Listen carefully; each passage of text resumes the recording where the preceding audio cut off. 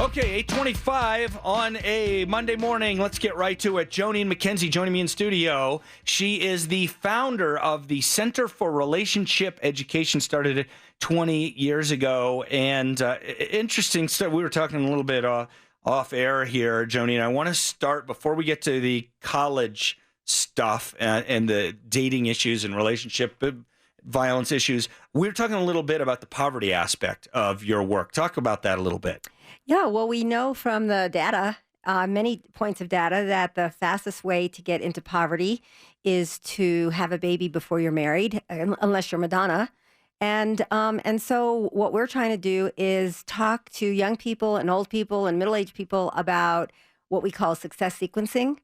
First comes love, then comes marriage, then comes baby. We used to know that intuitively. We don't know that anymore. And we have a 41% non-marital birth rate in this country. One of the things that's driving up the non-marital birth rate, again, you and I were talking about this, the rate of teen pregnancy is actually declining. Absolutely. In fact, when we look at the pie chart of the 41%, teens are only 7.7% of that 41%. They're just following the adults. So, and my sister was married. They couldn't have kids. They got divorced. Then she found some medical issues, fixed them up, and then she intentionally had kids without a husband. Kind of bothered me a little bit. But where do you draw that line? I mean, it's easy to understand how when a teenager has a kid before she's married, before she's maybe even finished high school, it's easy to imagine how that leads to poverty. How does it lead to poverty when an older, unmarried woman has a child? Well, you're talking about a circumstance that she had a hard time getting pregnant. She wanted this child. She probably had a career. Those special instances, I bet she's not in poverty. No, she's not. Right. She's educated. But you think about the population that we're serving with. We have a marriage grant from the feds and here in Denver, and we work with low-income communities because marriage and family structure is very important to babies and children. And we know that we just celebrated Father's Day. Father absence is a huge issue in crime, in alcohol use, in early sexual debut, in a lot of high-risk behaviors. So what we try to do is we try to celebrate men and let them know how important they are to their children. And we try to talk about what the overwhelming research says is if you want to be successful, and it's not all the time, there's certainly exceptions like your sister, but we're trying to look at the overall picture and help those communities thrive with a safe and stable family where kids can be in and kids can be loved well. What I was trying to get at is there data that's showing that there are more women who are intentionally having kids when they're not married in a way that is likely to harm them financially, let's say, because we're talking about poverty. Is that being done intentionally? Because with teenagers, mostly it's accidents. Yeah, I don't know the intention of people. Yeah. You can't study intention. And so we just look at the data points. And so we can't study intention. But, and it is a right of women to have a child. But what about the rights of the child? What about every child has a right to having a daddy and to having that wonderful combination of a mom and a dad in a relationship. And I know that I'm not knocking any other kind of relationships. I'm just looking at the overwhelming data points. Our special guest, Joan Ian Mackenzie, president and founder of the Center for Relationship Education. Their website is myrelationshipcenter.org. Now, you got in touch with me because you saw my op-ed in the Denver Post a week ago about Grant Neal, the young man at CSU Pueblo, who was suspended, effectively expelled from CSU Pueblo for when a third party accused him of sexually assaulting a girl he was dating, who told the school and the police that there was no assault and that everything they did was voluntary. And it was just a horrendous story. And of course, we have seen these terrible cases out of Duke and the story from University of Virginia of these claims that, young men had done terrible things to young women. And it creates this sort of boy who cried wolf scenario where people don't take these things seriously. But in fact, bad behavior does happen. And in fact, I think we are facing a sort of culture in colleges of many young people who don't understand what a relationship is and what a relationship could be, and it leads to real problems. Talk about that a little bit. Well, dating violence, there's been a lot of look-see at what's happening in dating violence. And according to the different data points that I've looked at through the CDC and National Campaign to Prevent Teen Pregnancy, they say that it's 25%, 1 in 4, 1 in 5 girls experience dating violence. And when I look at the data, it's really should be called intimate partner violence. And it's because a lot of these young people are taking their clothes off or getting very physically intimate very soon in the relationship, and they become vulnerable.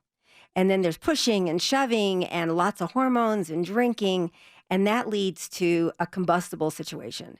And so what we try to do is we don't moralize. We're not a moral organization. We're not a religious organization. We're a data organization that looks at the data and says, look, everybody wants to be loved well. Everybody wants to have healthy relationships. Let's show you how. And in fact, when I was growing up, there was no research about what made relationships work and what that made them fail. And now there is. And we work with the University of Denver, and we impart that research. So what does an ordinary day look like for you, right? I mean, the people who come to you for advice on relationships and for help, where do they come from? How do they hear about you? And let's stick with this idea of young adults and college people. How do you get the word out about what a healthy relationship is and how to prevent, intimate, whatever violence? I mean, my kids are not old enough to be in college yet, but I really cringe when I think about the idea of my daughter, who's only 10 right now, but going to college and knowing what college boys are like, and now all the, these violence stories. What's a day like for you, and how do you help on a large scale? On a large scale, we scale it because we have a curriculum. A curriculum was born 20 years ago in Evergreen, Colorado. When I saw what my kid was getting in sex ed class, it was body parts and contraception. And I said, wait. How do you get from body parts to contraception? There's something missing. And so I brought a cadre of kids together. What do you want to know about sex? After the deer in the headlight look left and they started opening up, it was all the questions were about relationships. And back in the early 90s, there was no Google for me to look at. I had to hoof it and try to find the research. And I ran into the Center for Marital and Family Studies at the University of Denver. And I said, wait a minute, there's research about this? Are you kidding me? And so I got the research, I extrapolated the skills from the research, and I created a curriculum with a lot of experts, not just by myself. I'm a nurse by trade. I'm not a curriculum writer. And within a year, I was in 40 schools. Wow. And I thought, oh my gosh, I met a need. And so now we train teachers. We train health teachers and consumer and family science teachers and leadership teachers and teachers who do life skills. And we've trained over 15,000 teachers in 43 states and 7 countries. And that's how we do it. How many teachers? 15,000. Wow. That means that we will reach 1.5 million young people a year with these healthy relationship messages and these skills for them to have healthier relationships, not only in romantic attachments, but in their family, in their friendships, in their romantic attachments, of course, but also in the workplace. So there's 4 different types of relationships we deal with, and many of the skills overlap. If you were sitting down with a college-age person who was in or just getting into, let's say, an intimate relationship with another person in their college, what would be the 1 or 2 main bullet points that you would say to that person, this is what you need to make sure you do, or this is what you need to make sure you don't do in order to keep a healthy relationship and not get in trouble? And I don't mean accidental pregnancy. I mean intimate partner violence and that kind of stuff. Well, the first thing we talk about is deciding rather than sliding. Be powerful. Don't give up your power. And know what you want. What do you want in a partner? What are you looking for? Is it just drinking and having fun and grabbing fanny? Is that what you want? Well, hey, you can do that in college. But really, let's really talk about what is your personality? What is your love language? What is your passion and purpose? What are your gifts and talents? What are your strengths? Do you have the assets you need? Do you have the education you need? And let's really start developing you first. because it's not this "you complete me" stuff that's Hollywood. It's I have to be healthy and the other person has to be healthy in order for us to have a healthy relationship. So one of the things that I wonder about, and you and I talked about this a little bit on the phone, is I almost remember what it was like to be a guy in college. It was a long time ago, but as you said, lots of hormones. Does it actually work to have that kind of really psychological conversation with a 19-year-old who's, driven by hormones, and, a guy who sees a cute girl and thinks only about one thing, and I don't know how girls' brains work. I'll leave that to you to describe, but how do you successfully have a conversation of that type with a 19-year-old who is more thinking about having fun or how hot she looks? Well, this question comes up all the time. I'm sure. And we never ask this question about sports. A lot of young people don't want to practice in sports. They don't want to be disciplined in sports. But guess what? They want to win. They want to please their coach. They want to have a successful life. Yeah. And they want to win. And so the biggest predictor of whether or not a young person does well in sports is impulse control. It's impulse control or self-regulation, personal power. And if you could do that when you don't want to practice and when you want to go to bed, you don't want to go to bed early like your coach tells you to go, and you don't want to push these tires around, but you do it. The same thing happens in this whole realm of controlling your body, controlling your mind, controlling your body for future. We say we don't want you not to have sex. We want you to have the best sex. The best sex. And boy, that wakes up boys. They want to have the best sex. Well, so what occurred to me. So when you said, people we don't talk about it in sports because, and we're, you're thinking about winning and how do you win? And I think for a lot of boys, teenage boys, the definition of winning is getting her clothes off. And how do you feel about that as a dad? I hate it. Okay, so that's why we have to really work on the young men that we're working with and also the young women. Because in essence, really, nobody wants to be used and objectified. Right. Nobody wants to meet a need. What we want to do is love well. So, okay. So I know how college boys think because I was one. And I guarantee you that no matter how much good training and conversations there are from parents, some substantial percentage of college boys will continue to define winning as getting her clothes off. How do young women think? Well, let me just tell you, in this day and age, young women are as aggressive sexually as men. Uh-huh. They are. And there's a definition of sexuality and being sexy is if so many people desire you and all of that stuff. Mm-hmm. Well, the point is that one of the things we want to really do is work with girls and young women to say, don't give away your power. Don't give away your power and slow it down. Slow it down so you can figure it out. Mm-hmm. Now, one of the things that we know, and this is a great thing for education for boys and girls, is to learn about their brain.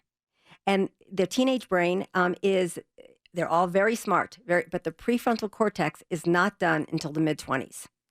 Okay? And car companies know that. They don't rent to people under the age of 25. It's not because they're moral, it's because of the risk-taking. So what we say to teachers and parents is help your young person take healthy risks. Help them go skydiving. Let them do bungee jumping. The risk of, so help them take healthy risks. The risk of early sexual debut on your heart, on your body, on your mind, on your future, and just playing around with this fire it could be dangerous. Because think about even if you don't get pregnant, think about the level of STDs that are actually permeating this age group, which is 15 to 24, and it's huge. It's soaring out of control, and nobody's talking about that.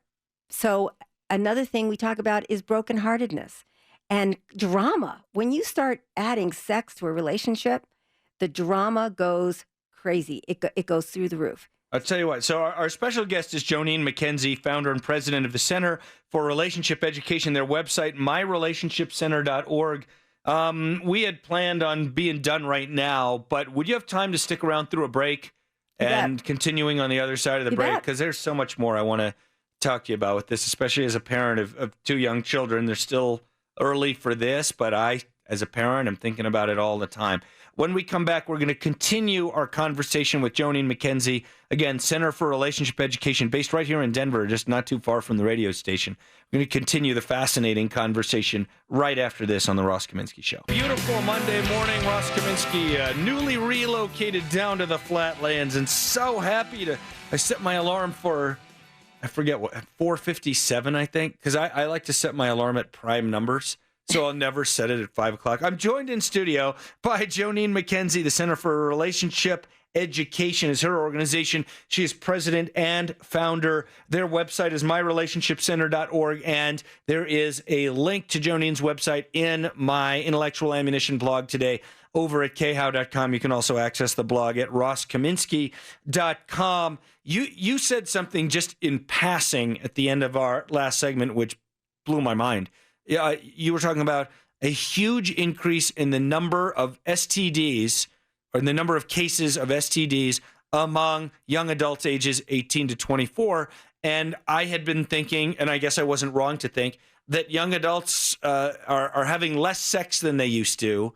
So fill in that puzzle for me. Well, a new CDC report on June 9th just came out that young people are having less sex than they've had in the past. Can you imagine that with this sexually saturated culture? Yeah, and all these stories that make it sound like colleges are now all about sex instead of studying. Well, it's amazing. This is it's the YRBS data, what they call the Youth Risk Behavior Survey. In Colorado, we don't do that. We do the Healthy Kids Colorado survey. And in fact, in Colorado, we're 9 points better than the rest of the country. Wow, that's a lot. Why is that? Because we're here.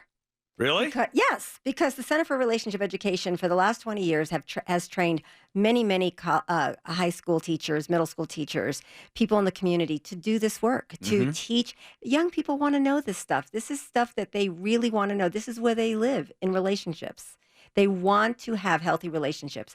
And when you know how to slow it down and what we call decide rather than slide into your relationships and being intentional about it, you are much more discerning. And you actually know about your brain, that your brain is not going to help you because it's your prefrontal cortex is not done. Yeah. That's where people make executive decisions. And they say you need a trusted adult. You need a parent to help you. We're also training parents to have these incredibly difficult conversations, not just one talk, but ongoing, being askable and approachable and accepting and affirming to their young people. So before, because I want to stick on this STD thing for a minute because I find it fascinating. But before I get back to that, I want to follow up on what you just said because I have a terrible memory, and if I don't follow up immediately, I will forget to ask you later. What's the proper age to start having those? I realize every situation is different. Roughly, what's the proper age to start having those conversations with my kids? Having a little boy not pee on a tree in the outdoors, that's sex ed. I mean, that's where you start. You tell your little 3-year-old, you know what? This is a private thing. You do this in the bathroom. This is private. I believe in peeing on trees. Okay, well, that's because you're from Netherlands. Yeah. Try doing that in Littleton. I think somebody might say something. No, that would be bad. Right. Yeah, I wouldn't do it in Littleton. Right. I mean, like hiking in the woods. I get it. No, but is there generally an age, and maybe it's different for boys than for girls? They say girls mature earlier. I think that it's always a good time to start talking about your heart. Always. Yeah. And sex should be about your heart, not about body parts. But I don't want to talk to my 10-year-old about sex. No, talk about her heart. Talk about her heart. Talk about how wonderful her body is, and it belongs to her and nobody else. So that's how you bring these conversations up, and you do it in a way that's positive. Yeah. And keep sex positive all the time. It's a wonderful thing. It's a wonderful part of life. We don't want to abuse it. We don't want to ignore it. We want to just bring it to the attention. I used to tell my kids from the time they were little, I want your heart to be safe. I want your body to be safe. I want your mind to be safe. And I want you to have, and as I got older, I said, and I want you to have the best sex. So there is a whole debate here that we're not going to get into, but I had a pollster on from, I think she was from Reason or KHOW, a libertarian place. And one of the things that they ask people this question, partly to categorize how these people approach other aspects of life, but they ask, when you think about sexuality, do you and you think about the human body, do you think of the human body as a temple or as a playground? And I think it's a really interesting way to think about it. And as a parent, I'm inclined to drift down the temple road when I think about my daughter. In my own life, I've lived in the other mode. It's a playground. But it can be both. That's the key, right? But That's it can the key. be both. I mean, in a healthy, committed, lifetime relationship, you can have a playground. Right. So, all right, let's get back to this STD thing. Fewer younger adults are having sex, but you said there's more STDs. So I think I understand why, but talk about it a little bit. Well, the overwhelming new initiative that's happening not only in Colorado but across the country is called the long-acting reversible contraception. It's Depo-Provera shots, and it's IUDs that are hormone-laden. And there's not a lot of long-term studies about this. If you have a 14-year-old girl, she could get this without your permission based on the privacy laws. And it's happening in Colorado. We'll come back to that in a minute. But the point is that more partners, more sexual activity, starting younger, and this, the cumulative effect of this activity, you have a higher level of STDs. So give us some numbers. So 20, according to the CDC, and have people go to the CDC and check this out. 20 million new cases of STD, 19 to 20 million every year to this age group. This age group is what? 15 to 24. Okay. Or actually 19 to 24. But think about this. They're only 25% of the population, and they have the majority of STDs. Wow. Even though fewer of them are having sex. So what did that number look like 10 or 20 years ago? I couldn't tell you. But it's up a lot. I couldn't tell you what it was 20 years ago. Yeah. But now there's more reporting, more people are getting tested.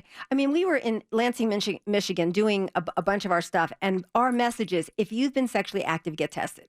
So that was our message to kids. If you've been sexually active, get tested. So above the fold in the paper, it says, once this organization came to Michigan, STDs go up. Duh. Well, kids get tested. Right. So it could be that the measured increase in STDs is an artifact of more people being tested, exactly. And that there may not actually be more STDs out there. Just more people are aware and they're getting tested. Right. But also there is certainly something to the fact that if you are relying on a chemical for birth control and not using a physical barrier as birth control, then you're more likely to catch something. Exactly. I mean, you'd think that after the scourge of AIDS, people would have learned better. Well, when I was growing up, Ross, there were 3 STDs, and now there are like 25, and that is a huge issue. And infertility goes through the roof when people don't get treated, and some of them have no symptoms. Wow. So that's sexual health right there. Yeah, and again, as a parent of a daughter, I just cringe every time I hear these things. But you can't avoid them. Can't bury your head in the sand. We're speaking with Joan Ian Mackenzie, president and founder of the Center for Relationship Education. Their website, myrelationshipcenter.org. Let's go back to the college stuff for a minute and the Grant Neal story and that kind of stuff. So we know these kind of famous stories of young men being accused of things that they didn't do, but still, despite the fact that it makes people very skeptical, unfortunately, it makes people very skeptical when there are real stories of things that happen bad in college. What do you think that it is as big a problem as we're told? And you even threw out a number. I don't know specifically, easy for me to say as a professional radio talk show host, specifically related to college, but we're told, and you said 20 to 25% of women have faced some kind of relationship-related violence. There are studies that say numbers like that suffer or some kind of sexual assault in college. And frankly, I don't believe the numbers, but even if it's half of that, it's still too high. So what's your take, when you talk to parents or teachers of college students, what is the right way to deal with a young adult going into that environment to make sure that bad things don't happen? Well, I go back to personal power. I go back to setting boundaries. I go back to, thinking about this prior to getting into a situation where it happens, Mm-hmm. thinking that it's a possible thing. So, and you could have a wonderful person, but in the middle of hormones with alcohol on board or drugs on board, all of a sudden there's some pushing and shoving and violence. And that normally wouldn't happen if there wasn't the drugs, if there wasn't this dramatic situation. So the point is to stay away from these situations. The point is to think about what you're in college to do. And yes, you should date. And yes, you should have fun and all of those things. But what's happening in colleges is they're putting the boys and the girls together in dorms. Are you kidding me? I mean, are you kidding me? Really? My year, so I went to Columbia University in New York City.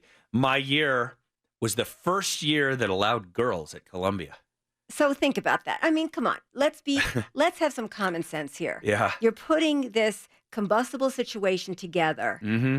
and then you expect there to be, respect and kindness and compassion, and you're adding alcohol to it, and you're adding the party atmosphere, and the for years, a comprehensive sex ed has said it's natural to experiment sexually. Okay, it's natural to do a lot of things, but there's certain things that we have to control. So kids have gotten this idea over the years. As long as I use a condom, I'm good. I'm good as long as, and I can have as much sex as I want. And in fact, many colleges give out what they call intimacy kits as freshmen. Well, you know what they give them? A bunch of different colored condoms. Oh, God. Well, I think intimacy is so much more.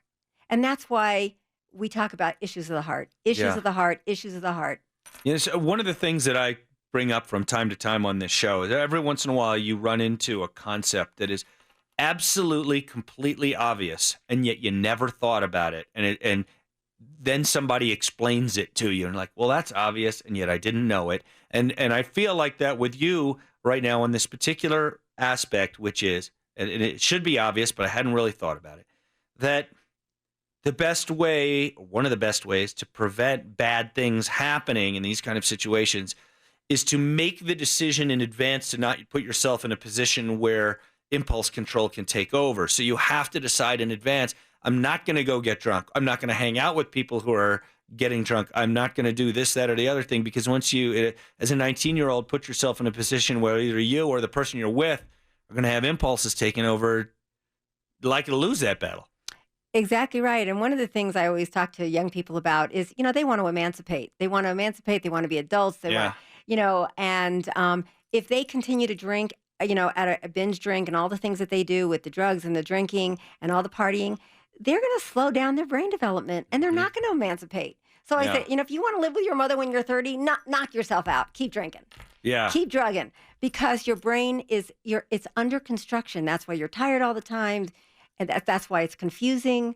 And that's why you need a trusted adult. Yeah, that's why we're producing so many Democrats. Kids are drinking too much in college, and it's damaging their brains. So, I'm not going to comment on that. No comment on that. I want to go back to something you said before. Again, you've said a few things here that just dropped my jaw. And one of them was that high school kids or even younger can get injections of long-acting reversible contraception without their parents' knowledge? Their knowledge or permission, absolutely. It's a law about contraception. It's a privacy law. Kids can go into a Planned Parenthood clinic. They can go into a school-based health center. They can go into these places, and because it's around sexual health, there's some privacy laws. So they're getting shots every 6 weeks, and these are hormone-laden devices. Think about how amazingly complex hormones are. And then you start giving them to 14-year-olds, and they're going to take them all the way through their years of fertility. There's no studies on this on the other side of it. Give me some studies first. And look, I hear you on all of that, on the safety and the long-term implications. And I mean, I guess you have to do something with plenty of people for a long time to get that data. But the lack of so you're saying a school could give a 14-year-old girl or whatever a shot of a contraceptive and not tell the parents? I'm not saying a school. I'm saying a school can refer out Okay. a child to a clinic, Okay. a medical clinic, and because I don't want to implicate schools. Okay. And those clinics give these girls and the health department. The health department, they went to the legislature looking for more money this year, and they got it because they have reduced teen pregnancy, and they're patting themselves on the back, and good for them. But the fact is, if it's my daughter, there's a lawsuit. Wow. So I guess part of the government's thinking is that teen pregnancy, and we all agree, it's not a question that teen pregnancy is a bad thing. Teen pregnancy causes poverty, causes all kinds of other issues. It's bad for the baby as well, typically. And so the government is thinking we're doing a good thing by reducing teen pregnancy, and we're also reducing our welfare costs. So by spending a little bit of money on Depo-Provera, we're saving, by spending hundreds of thousands, we're saving tens of millions and blah, blah, blah. So why are they wrong to do that? Well, you know what? Except for the permission aspect, let's say. It's well-intentioned, just like government always is. Right. Well-intentioned. Right. But here's what I want people to understand. STDs cost more nationally than teen pregnancy. Really? STDs cost more from a health perspective than teen pregnancy. Why don't we address this issue of STDs? Let's bring it up again. It's that you said that it blew your mind. Well, it shouldn't blow your mind because it's out there and it's prevalent. And as a medical care provider and professional, this is something that I really work towards. When we talk about sexual health, it's not just the absence of disease that's sexual health. Of course, it's about how you view yourself, but there is not an absence of disease going on. There is disease happening, and it is shocking. Look, we talk about the Zika virus, and it's sexually transmitted, and everybody's up in arms. Yeah. Well, what about chlamydia and HPV, which is the number one cause of cervical cancer, and all these things? We need to talk about it in the public square. I mean, look, you're right. And just think about this, putting all this together. Again, I'm just such an eye-opening conversation with Joneen Mackenzie of the Center for Relationship Education. I don't know how many Americans have been affected with Zika, probably a couple dozen. And we're talking about hundreds of millions of dollars or $1 billion. And now you're telling me that there are 19 to 20 million cases of STDs per year among people under the age of 24, which can make some of the women, in particular, infertile. Correct. I mean, I want to say something that has certain initials on the air that starts with WT. I'll stop there. How is it that we don't know more about this? Well, we should ask the health department. We should ask the CDC. However, the CDC, in their defense, has been sounding the alarm. Yeah. But their answer is condoms, and their answer is condoms, and their answer is condom. It's easy to give out condoms, and I'm not against condoms. If it's a kid who's sexually active, absolutely they need a condom. I do no harm. I'm a medical care provider. Right. Okay? Do no harm.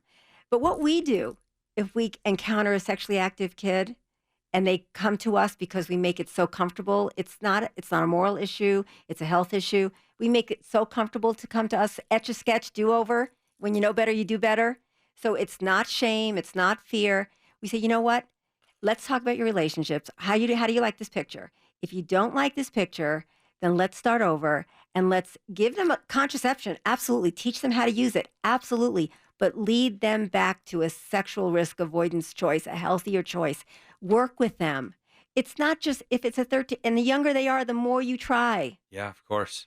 And we've only got about a minute here. How difficult is it to take someone who has been sexually active at an age that you and I agree would be too early? And let's not talk about like outrageously, disgustingly early, but let's say someone's 15. Right, 16, and that's already early, but I don't even want to talk about a 12-year-old, okay? So to talk them into thinking, you know what, I need to stop this and become somewhere between abstinent and at least much more discerning until I'm 20, until I'm married. Exactly. Right. Can you do it? Yes. Yes. In fact, the kids who are the most high risk, when they hear us, they move the most on the Richter scale. Really? On the pre and post tests, they move the fastest Wow. because nobody has told them or modeled healthy relationships.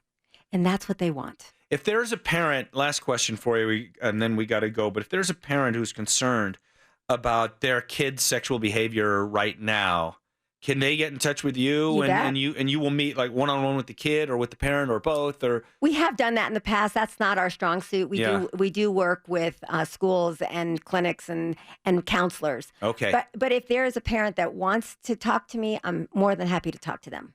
Our special guest has been Joneen Mackenzie, the founder and president of the Center for Relationship Education. They're right here in the Denver Tech Center, and their website is myrelationshipcenter.org. You can also follow them on Facebook at My Relationship Center, on Twitter, My Relationship C, the letter C. And I've put a link up as well to their website in my intellectual ammunition for today over at the mykhow.com blog. You can also get to that at rosskaminsky.com. Wow, eye-opening. Thank you Joneen. for having me. And thanks for getting in touch with me. This conversation was Joneen's idea after she read my op-ed in the Denver Post about Grant Neal at CSU Pueblo. Fascinating. Thanks so much for being here. Thank you. Really appreciate your time, and we will definitely talk again.